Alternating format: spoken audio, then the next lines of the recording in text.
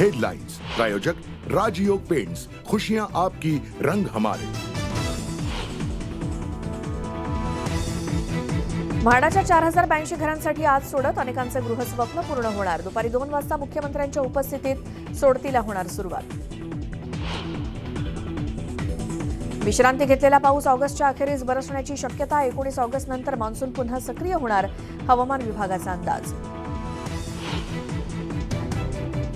सलग सुट्ट्यांमुळे पर्यटन स्थळं गजबजली। राजापुरातील सव्वतकडचडा धबधब्यावरती पर्यटकांची गर्दी। टोमॅटोच्या दरात 50% घट। बाजारात आवक वाढल्यानं ग्राहकांना दिलासा। घाऊक बाजारात टोमॅटो 70 ते 85 रुपयांवर। राज्यात डोळ्यांचा संसर्ग बळावला। आतापर्यंत 4,01,000 रुग्णांची नोंद। नागरिकांना काळजी घेण्याचं आवाहन। इयत्ता 11वी प्रवेशासाठी गुरुवारपासून 4थी विशेष फेरी। विद्यार्थ्यांना 23 ऑगस्टपर्यंत नोंदणी करता येणार, तर 26 ऑगस्टला गुणवत्ता यादी जाहीर होणार।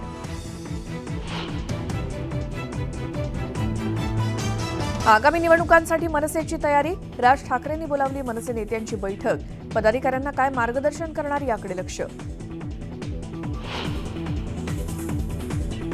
कोल्हापुरात एनआयएचे 3 ठिकाणी छापे। पीएफआयशी संबंधित 3 संशयित ताब्यात। महत्वाची कागदपत्र केली जप्त।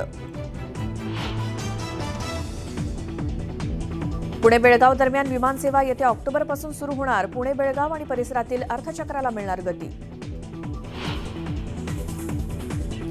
मुंबईतली राणीची बाग 15 आणि 16 ऑगस्टलाही सुरू राहणार। स्वातंत्र्य दिन आणि पारशी नूतन वर्षानिमित्तानं राणीच्या बागेत गर्दी होण्याची शक्यता। सलग सुट्ट्यांमुळे देवस्थानं गजबजली। तुळजाभवानीच्या दर्शनासाठी भाविकांची गर्दी। मंदिर 3 दिवस 22 तास खुलं राहणार। स्वातंत्र्य दिनाच्या पार्श्वभूमीवर देशभरात हर घर तिरंगा मोहीम। भुसावळच्या हातनूर धरणावर तिरंग्याची आकर्षक विद्युत रोषणाई।